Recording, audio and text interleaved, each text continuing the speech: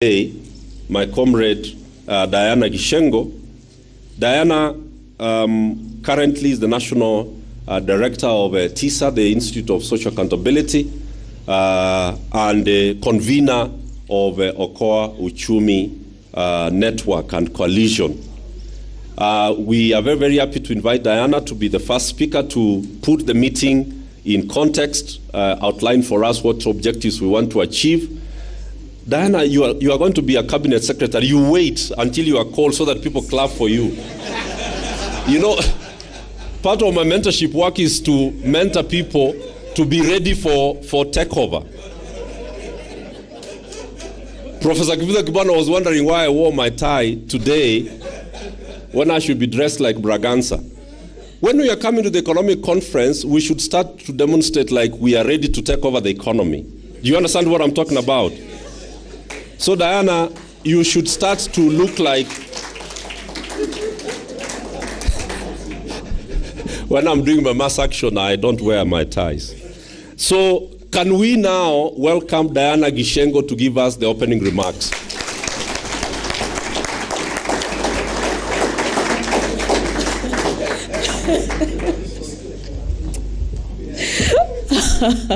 Oh my God. Good morning, fellow Kenyans, and I see a few friends of Kenyan. Sorry, maybe one day I'll learn protocols, but I hope we can apply different protocols, surely. I do not have to catwalk for 3 minutes.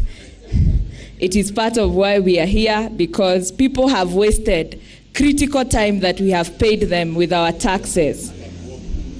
Catwalking, bouncing, showing off their shoes, and as a result, many other people have no shoes or food. So I am hoping with the People's Conference and the People's Economic Model will be different and socialist. But having said that, karibuni sana, and thank you for heeding the call to join us for this People's Economic Recovery. Allow me to give you just a bit of a background of Okoa Uchumi and why it has taken us this, why we are here. And most of the people who are members of Okoa Uchumi, my teachers of the economy, who I am seeing on this side, they will tell you this conference is 4 years late. It is 4 years late. That we ought to have spoken to our leaders, called them out for what they have done to this economy. And 4 years might be an understatement.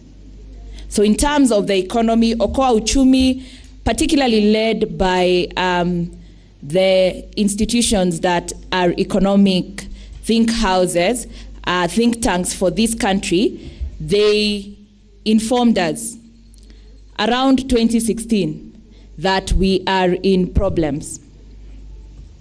And they said, unless the Jubilee government, somebody stops them and tells them to stop borrowing to steal, borrowing to go on holidays, we will be in such a deep economic hole that we cannot recover. And they also took a radical shift from bilateral and multilateral borrowing, where the interest rate is usually minimal and oftentimes way below 10%. They opened up the economy and borrowed for the public at very, very high interest rates. When you're given the economics, and the one thing I like about what Ruto said, at least alifanya tuelewe, alisema for every shilingi 17 zinalipa deni. So you're able to understand. But when these economic think tanks first introduced to us the problem, it was in billions and trillions. To be honest, I have never even prayed to God to give me $1 billion. I have never. Because what would I do with it? What would I do with $1 billion?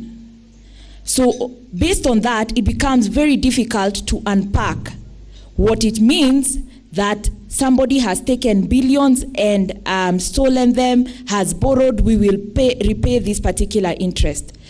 But particularly for TISA and institutions that were working on devolution, what shocked us was every time we were in court saying, division of revenue, give counties their money, then we would be told there is no money because all the money is servicing debt. That was early as 2018. The media was still not very convinced that we were in a crisis. Even Kenyans were saying, you're exaggerating. COVID came and it gave us a reprieve, because back then the president was able to put COVID measures. We went everywhere. We are a developing country. We've been hit hard. We were able to postpone the problem. Now, the last year, unfortunately, some of us were given the task of leading Kenyans around the budget process and thereafter the Finance Bill and the Finance Act. You spoke to members of Okoa Uchumi across the country and you're like, we cannot be taxed anymore. No employer is increasing salaries. We cannot afford capital. We gave our input. And the government initially promised that they would cut the budget. Because if we keep, by the way, fellow Kenyans, Wangwana, anytime you hear a cabinet secretary of finance has come forward and has announced that we now have a higher budget than last year, go and mourn, because it means you have a higher debt to pay and ultimately higher fees and tax to pay. We have continually increased our expenditure without the required fiscal discipline. The controller of budget was to join us today, and she would have told us in great detail the fiscal indiscipline, but she's not able to join us due to some unavoidable circumstances, but you have been following what she has been saying. And based on this, what happened during the Finance Act and the measures, finally the 16% kicked in. Sindio? And we saw what happened. We were told subsidies will now be for production, not for consumption. And the rains have come, we've prayed for them, so you will have food to eat. So Kenyans continued to pay tax. But the last year, our schools are closing without disbursement of their capitation. Our public secondary schools are the next team that will have pending bills this year, because head teachers are not able to pay suppliers. Anyone who works in the health sector, and I know the trade unions working there, but they are community health workers here. Previously, most of the scandals were in the medical services, because there was even leftover money after stealing to allow some stealing and buying of medical equipment and medical supplies. This year, that particular department has faced budget cuts. So, wacha vile mulikuwa munalia kwamba kuna dawa chache. Ukienda hospitali, shukuru Mungu. If you get a doctor who is able to diagnose you, for now, enda ununue dawa huko nje. My mother has hypertension and she has been using one drug for the last several years. For the longest time, I bought that particular medication for $8.50. My most recent purchase of the same medication, same brand, same specification was $1,500. That is what cost of living means. Based on all this, we kept wondering, hii deni tulipe? Because nobody wants to default. Do we want to default? Would you want to default on debt? No. No. If you took debt, the honorable thing to do is to pay the debt. But what if paying the debt kills you?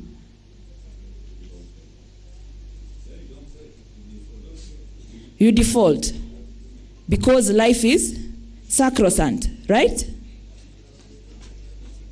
Now, why we are here is because if we must pay, we have already defaulted. Fellow Kenyans, we are already in default. I am not an economist.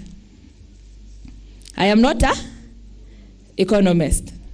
But I know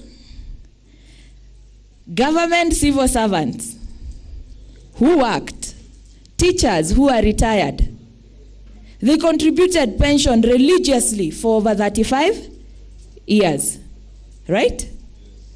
Wakakopesha serikali hiyo pesa yao ifanye nayo biashara. They are not getting their pension. Is that a default or not a default? It's a default, right? If we are not submitting statutory declarations, are we in default or not? We are in default. Where we have not defaulted is that at least China has given us one penalty. The Eurobond, we are working very hard to pay it. We do not want to default out there. Are we together? As a country, tumeamua tutaoga tujipake mafuta hata tukiwa na njaa. Whatever happens inside can collapse, but the outside world will see that we are strong. So we are going to die because of ego. But even as we default, what debts are we paying? The standard gauge railway that never hit any consolidated fund account in Kenya. Yet, luckily in this room there are many drafters of the constitution, so nikiulizwa swali, drafters please mukuje na historia. All money that is borrowed for the Kenyan people must first go to the consolidated fund. The Eurobond that we are paying this year, watu walikula mudomo. The former auditor general huko akatuambia yeye hajaona hiyo pesa. Governor wa Central Bank akavaa miwani akaitafuta hakuiona. Na hii mwaka we are paying the who has our money? Who has our money? And if other countries like Mozambique that are not at the level of people power and democracy that we have are able to declare such debts illegal and odious, kwa nini sisi tunalipa? Why are we paying and punishing the next generation? Comrades wa universities, are you here? Muko wapi? Wako huko nyuma? Unajua mtapata help sababu lazima tuibe deni. And so based on these realities, I was approached by very many people. We hesitated, we held our breath because a few people had hopes. NADCO used to meet here. You know that? The National Dialogue Committee. They sat here, they took views about Kenya and cost of living. Then in the report, they were unable to write it. We are here because as Kenyans, we know what we want for our economy. We need to tell them what they must do in terms of corruption, accountability, and fiscal discipline. It is the reason we are here.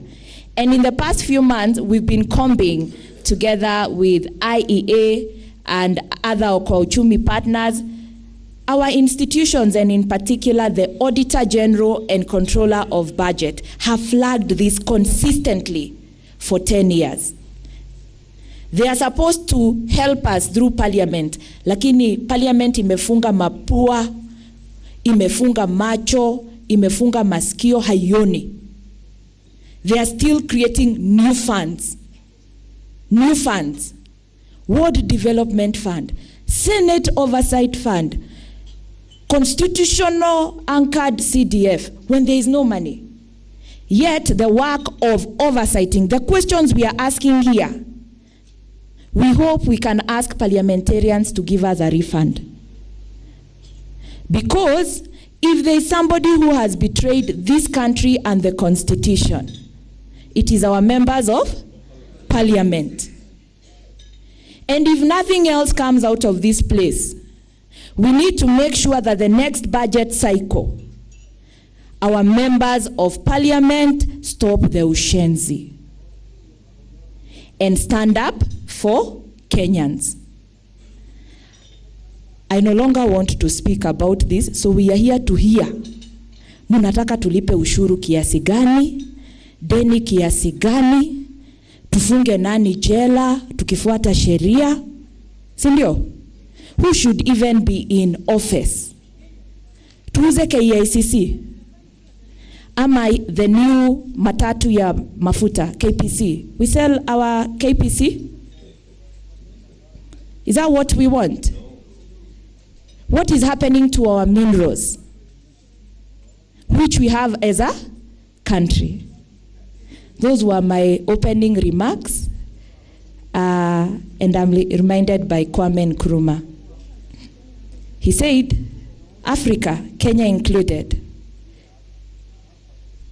has inherent economic independence. But the divisions that we keep seeing on the basis of tribe, on the basis of religion, gender, and so on, are geared towards extracting and stopping us from enjoying our economic independence. The bulk of our problem is with our political class, but it is because we are still operating with the colonial mindset, and the colonial governments still have a leash over us. So if we have a way of redeeming ourselves, we will be rich enough, and as Jason has taught me, Africa must become a rule maker and not a rule taker. Please, if we do nothing else, the people of Africa, not the politicians, set the rules for our economic recovery, and we've lined up experts who will help us with the technical thinking. But because you know where it hurts, and we know the solution, we don't need to keep it too technical. So give us all your inputs, and then we have people here who are very good writers, so haitapotea kama NADCO, na agenda zetu si mingi. Ni uchumi peke yake. If we are able to, and I am a human rights advocate. Zamani nilikuwa naongelelea sana katiba na human rights articles. Lakini wakati nilirushwa upande ya pesa, nikagundua wachananga na KDF. Please look at the people who own money. Those people hold so much power to either facilitate human rights or take them away completely. So far, where we are in terms of the economy, all we are doing is violating human rights day in, day out. Not even the right to housing, where we have been told we must pay. We are still violating that particular right, bringing down houses, not ensuring the security of tenure. So it is time we focused on who is holding the Kenyan purse, and if they cannot carry it well for us, tuichukue tujieke. So thank you very much for honoring this. And sorry, one last thing. We didn't know that we would get this room full. But Cyprian akaniambia, Diana, unafikiria ni nani anaenda nyumbani? Who is going home for Christmas? Mko na fare ya kwenda Christmas? Mko na fare ya kwenda Christmas? Kwani ni Christmas, ndio? So today, as we will get several other hashtags, but one of the major hashtags is hakuna sikukuu. Hakuna nini? Hakuna sikukuu. Sababu, one, hatuna fare, hatuna chakula, si ndio? Hata hatuna madawa. Hata hatuna mahali pa kukopa fee ya January. Si ndio? So based on that, and let me tell you, we may be announcing that this year. But unless you people define the economic path we are going to take for recovery, next year will be more painful. The medium-term revenue strategy paper that was presented, one of the things that I took away is there is now going to be introduced a 5% withholding tax on all produce that are taken through cooperatives. So ukiuza maziwa yako kwa cooperative, we take 5%. Majani, even before we decide the cost of fertilizer, labor and everything, 5%. How do Kenyans organize? Cooperatives. If you have bad leadership, they tax your air, they tax your breath, your house, your stomach, your death, and they don't bury you and don't give you services. If we have bad leadership, who are the people who can correct it? Having said that, karibuni sana tu kongamano la wananchi la kuokoa uchumi.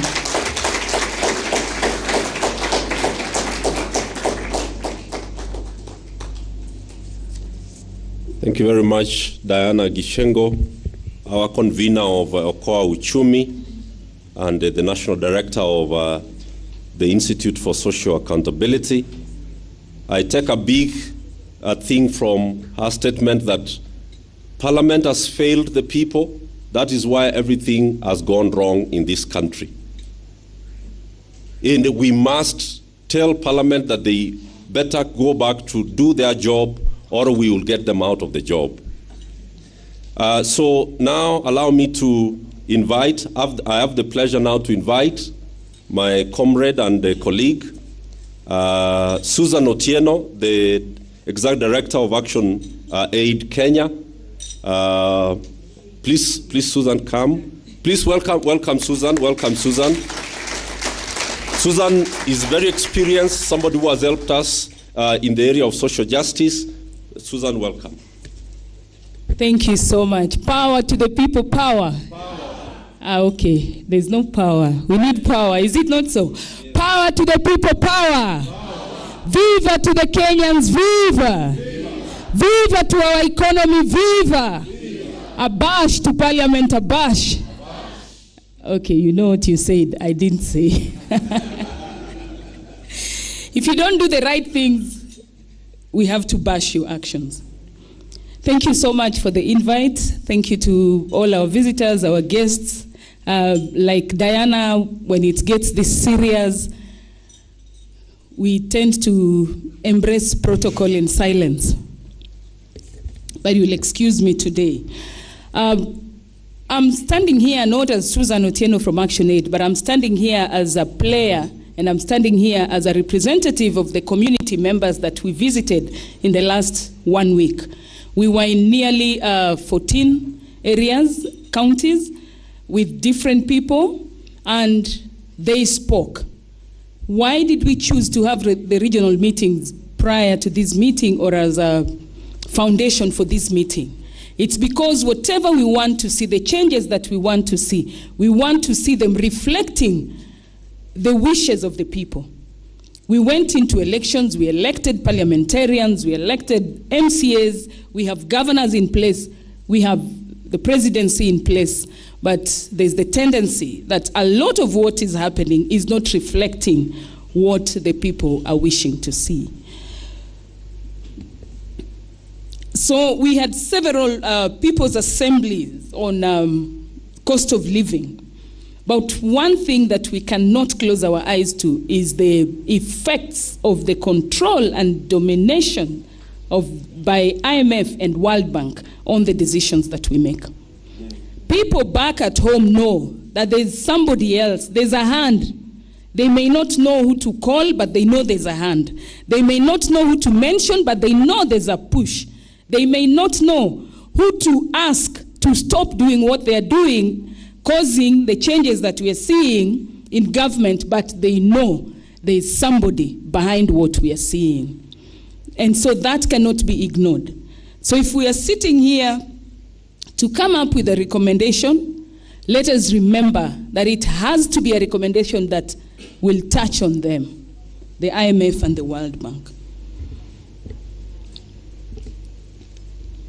We all know about the punitive taxes which are imposed, and they've been imposed and legalized through the Finance Act.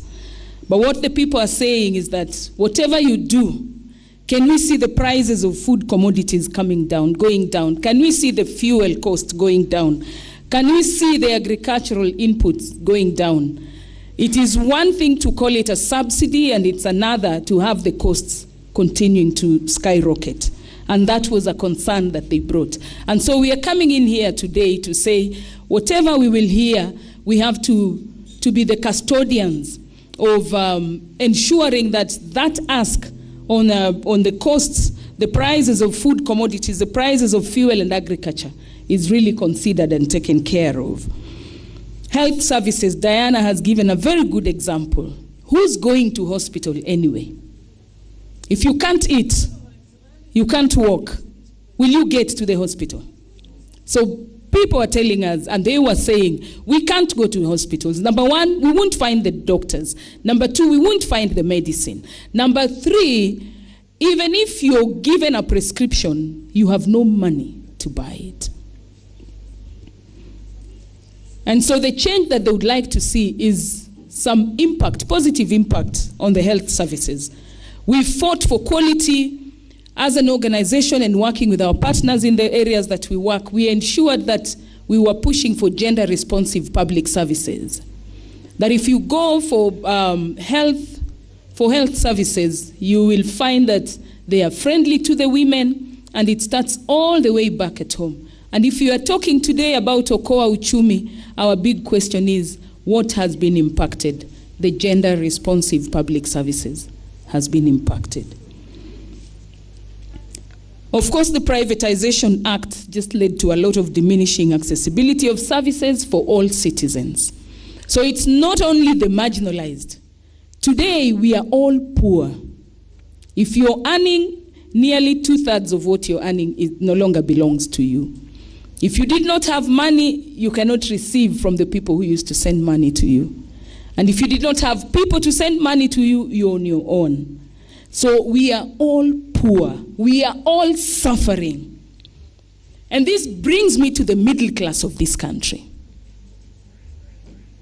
It's a population that has to rise up.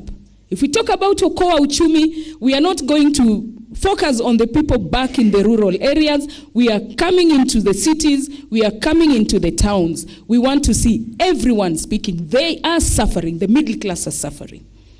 Christians are suffering, but we are silent.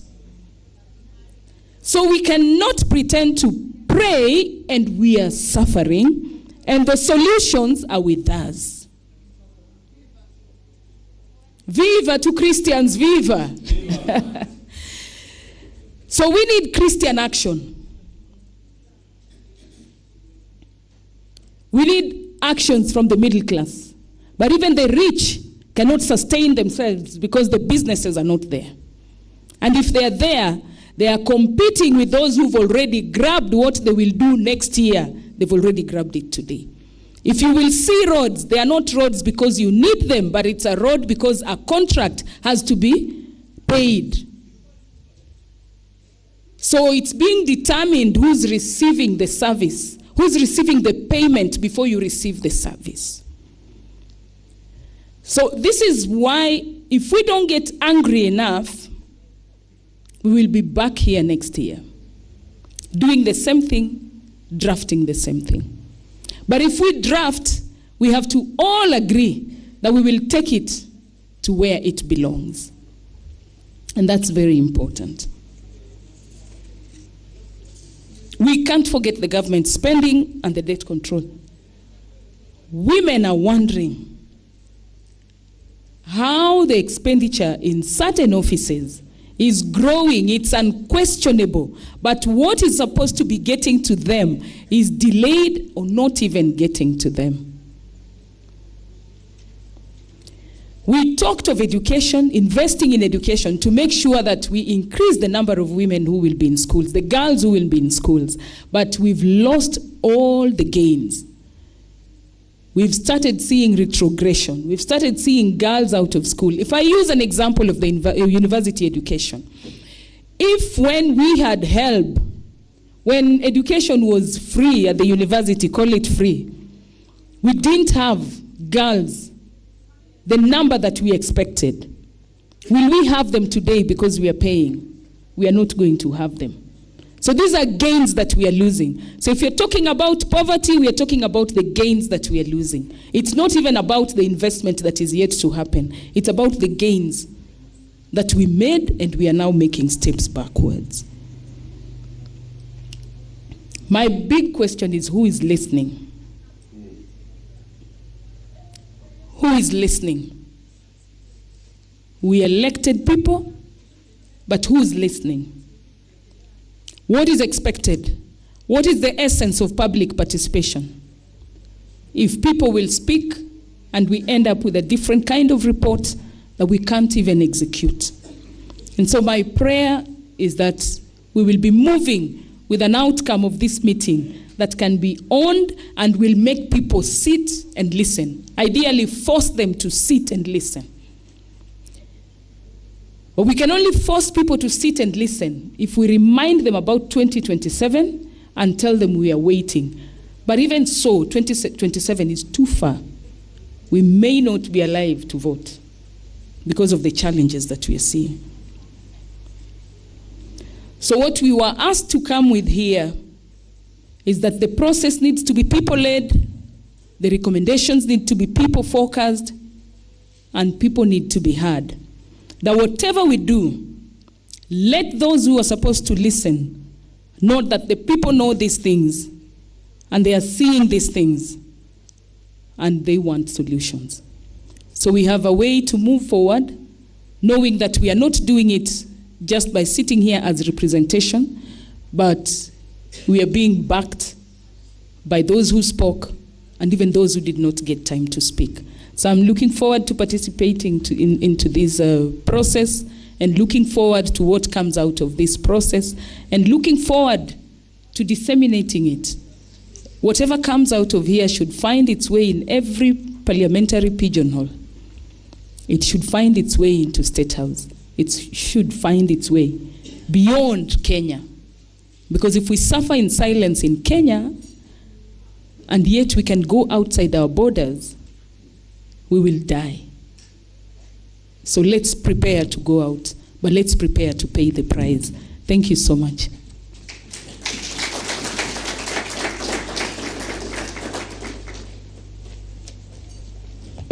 Allow me to straight off go on to our next speaker, then I'll make a summary after the Honorable Dennis Omondi speaks. Dennis Omondi is our country director of the National Democratic Institute, Kenya, and he has dedicated his life to the area of economic and social rights success, apart from democratic consolidation. Please join me in welcoming Dennis Omondi to address the conference.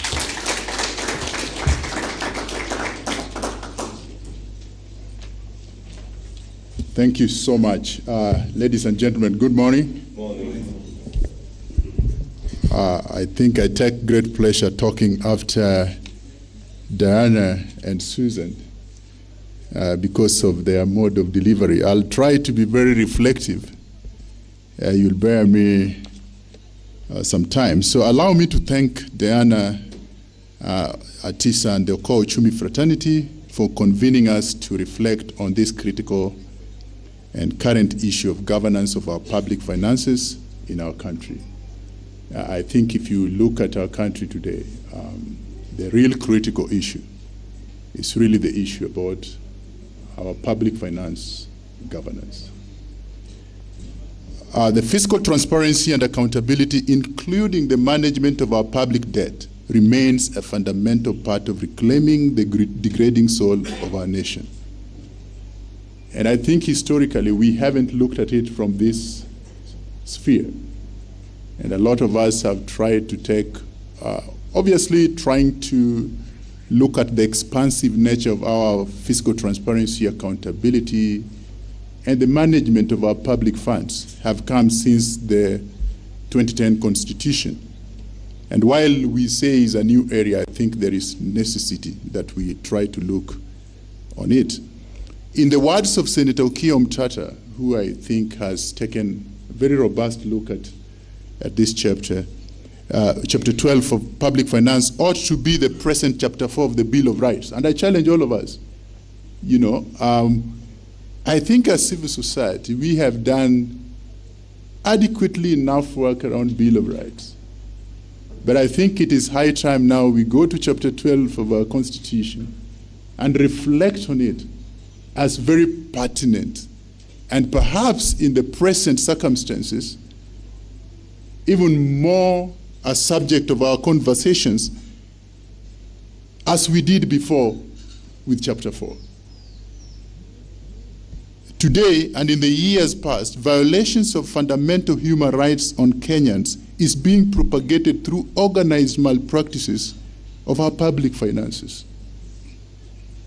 They are so organized in perversively misaligning, misusing, misappropriating the public finances that they appear, like those who read the scripture, like the Lion of Judah, and we, the servants, crying for breadcrumbs under the table.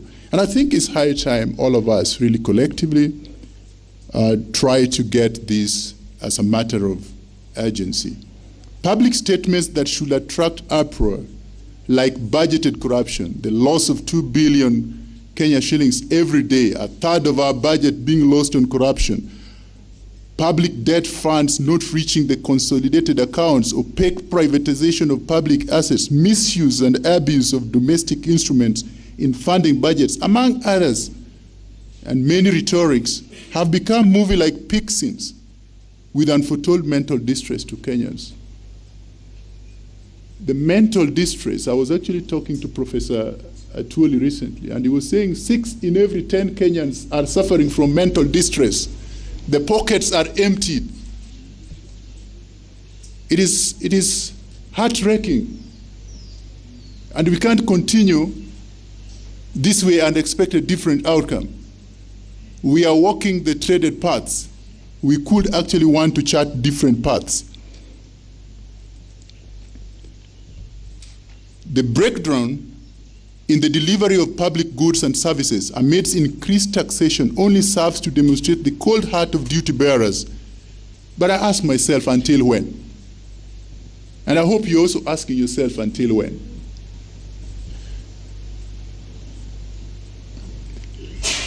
The skyrocketing cost of living, the I don't care attitude and largesse lifestyle of duty bearers, and the games of musical chairs in the political space, name it BBI, name it NADCO, now they are putting us to games. And other rhetorics and shenanigans are like acts of defilement to the pure soul of Kenyans already too